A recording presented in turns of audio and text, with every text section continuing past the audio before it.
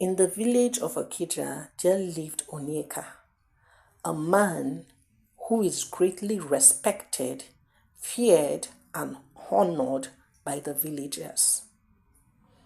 Onyeka is the eye of the gods. He was seen as a great healer and also a rainmaker. Onyeka was a very wonderful man as he put his people first over whatsoever he did. He felt so blessed that the gods of the land honored him by making him the eye of the gods. Because of Onyeka's kindness and gesture, the people of Okija were greatly blessed and feared, as Onyeka could see what will happen beforehand and warn each and every one of them. He was also a very good healer. He could get any harm needed from any part of the forest to cure whatsoever was wrong with them. And for him, being a rainmaker, he could hold any rain at any point or bring down the rain to cause destruction to their enemies. So the people of Okija greatly respected him and his family, believing that whosoever offends him will get the wrath of the gods. The people of Okija and even King Jaja believed and hoped in Onyeka, seeing that he was the only source of seeing what could happen beforehand. Onyeka, who gave birth to a son, and his son was named Akpere, meaning prayer. Akpere was groomed from childhood, all that was needed to protect his people. Onyeka always told him, the gifts that the gods have given to you is not to be sold. The gift that the gods have given to you is to be used to help the people of Okija. Never ever collect anything in return for the help you render. This is a warning, as if you do so, the gods will take all the power he has bestowed upon you, said Onyeka.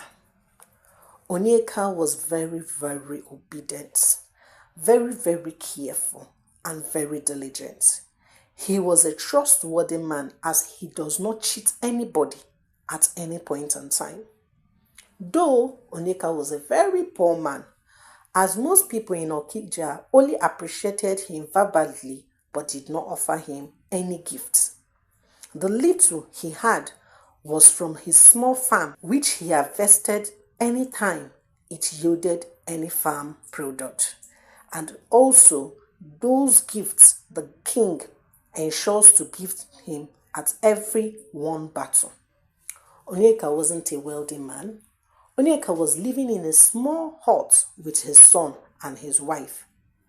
The moment his wife fell sick, he tried everything he could in order to heal her, but there was no way out, so he lost his wife. But he made sure to obey the rules of having the power. He never for one day asked for any gift of any kind, nor money from any of the villagers in order to offer a healing or even hold a rain for them during an occasion. That was the life of Onyeka. Some villagers mocked him, saying, how can he have so much power and he is rendering it for free when his wife was sick and none of these villagers could help him? Why is he being so foolish? He should ask them to give him something so that he can as well take care of his family. How can a great man like this be living in a riff-raff hut? Soon, Onyeka got very old and was not able to carry out all the tasks that was needed. So his son Akpere took after him, doing that which his father told him, never to collect any gifts by force from any villagers. He should adhere to the rules of the gods so that the gods does not curse him. But Akpere did not even listen to his father. As few months into the journey, Akpere started asking the villagers for farm products and money, telling them that How can they be all stingy and greedy? How can a man cater for them and they cannot even offer him gifts or anything? That he is not his father. Akpere said, I am not my father, and whoever needs my help in any way must bring something in order for me to render it. You don't expect that the people who care for you are hungry, sick, and dying, but you expect us to render our healing power to your dying child. That's not going to work. If you want me to lay a hand on your child, you must bring a basket of yam. That was how Akpere kept on ordering and collecting so much gifts from the villagers. Onyeka, being very old, who one day entered into the hut and saw so much gifts, he was surprised. He quickly asked his son, who brought all this, as this is not the time for the king to send us farm products? Akpere looked at his father and said, the villagers have now understood that it is time that they give gifts to us, as we cannot be rendering services free of charge. Onyeka was shocked and he asked his son, Akpere Nwam, I hope you are not asking or demanding these gifts from them forcefully, because if you do, the powers that you have obtained from the gods will be collected, as the gods has ordered that nobody with such power demand or forcefully take anything from the villagers. But Akpere did not listen to whatsoever his father had to say. He thought to himself, I cannot be as poor as you are and wretched as you are. Akpere, who soon acquired so much land due to the villagers, he demands gifts according to what you want him to do for you. If you have just one son and you need that son to be healed, he will ask you to bring a very big goat before he could even lay his hands on the son.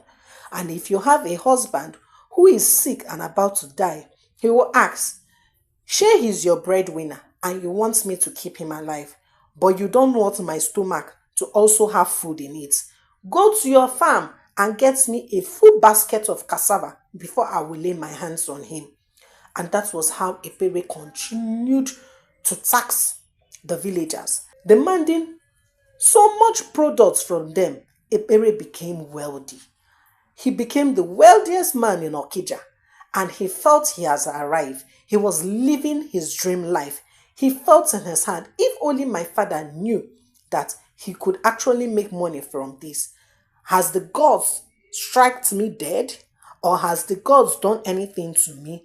Why is my father thinking that the gods is going to strike him dead when he asks for gifts from the villagers? It's not being forcefully taken from them. It is only a request. So they should do it in order to save their lives.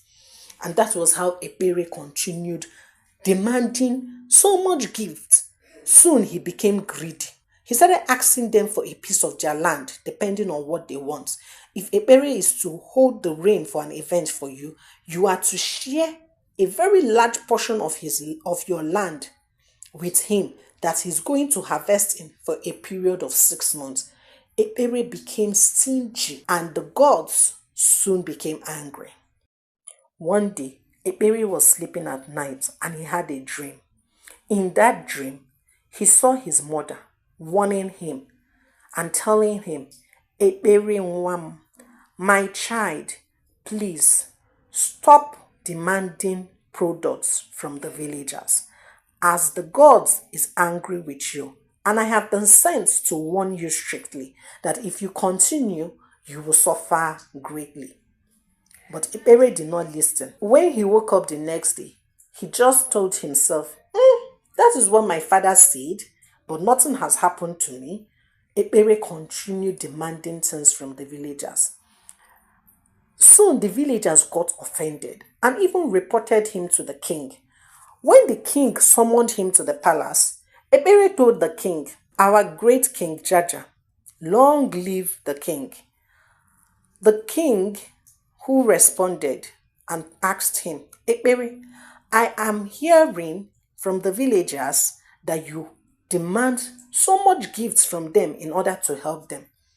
Akpere looked at the king and said, I am not demanding anything that is not my right. I am demanding my rights as these same villagers who felt that they cared for us did not. When my mother was sick, did any of them come to our aid? When my father was living in a scattered hut with no light or even a bed to sleep on, did any of them help us out? They all sat down and enjoyed the goods that came with our blessings. But the king reminded him that the blessing you have today was bestowed upon your family even before your father from the gods. And if you should abuse this power, it shall be taken from you and never returned. Akpere looked at the king and said, that won't happen. As now, Akpere looked at the king and said, that won't happen. The gods is also on my side. Why should he take away the power which he has given to my forefathers even before me? Is the gods happy that we are poor and wretched? Is the gods happy that we can't even feed? We barely eat food before I started demanding the farm products. So I believe that it is time that we make a living for ourselves. But Akpere did not understand the warning that the king was giving to him. He did not know that being the eye of the gods came with being wretched. As the eye of the gods cannot be rich, the gods felt that if the eye of the gods were to be rich, he would be distracted from carrying out the tax that was given to him to save the community. Akpere was hell-bent on acquiring wealth and being happy with himself. One fateful day, a lady came to Akpere and Akpere demanded half plots of her land to harvest on for 6 months, and she agreed. Akpere, who tried to restore her husband's wounded leg, was not able to, as the gods has collected back their power. Akpere tried everything he could. There was no way out. But the problem soon got worse in Okija as there was no rain for 6 months, and the villagers got angry, pressuring Akpere, telling him he is the reason why there is no rain and he must appease the gods. Akpere, who wasn't bothered at first, telling himself that, it's not my fault, it's a win-win situation. Why will you ignore my family when we needed you so much? You only concentrated on yourselves and your family, but my mom was left to die just like that. But things got worse for everyone as the villagers went to Akpere's house and scattered his home, even his farm products, making Akpere to forcefully go and apologize to the gods in the major big shrine in Okija. After he was done apologizing to the gods, he was told that he has to go to the evil forest and get the trunk of an elephant. After he has gotten the trunk of an elephant, he was to submit it to the king's palace. And after it has been submitted to the king's palace, Akpere will be stripped of all his powers and given to Onyika, the chosen one that will now take over as the eye of the gods. Akpere, who went to the evil forest and fought so much trials and temptation, but soon prevailed and returned with the trunk of an elephant. After he had returned with the trunk of an elephant and took it to the king's palace and submitted it to the king, he was stripped of all his powers. The rain was restored and the villagers were so excited. But for Akpere lost all his powers and he was as poor as anything, even poorer than his father, as no villagers accepted to help him in any way. Thank you very much for listening to the story of the day. Please do not forget to like, subscribe, comment, share, turn on the notification bell. And also, I would like you to tell me what you've learned from today's story. What do you think about Akpere? Was it right for him to demand farm products from the villagers or not?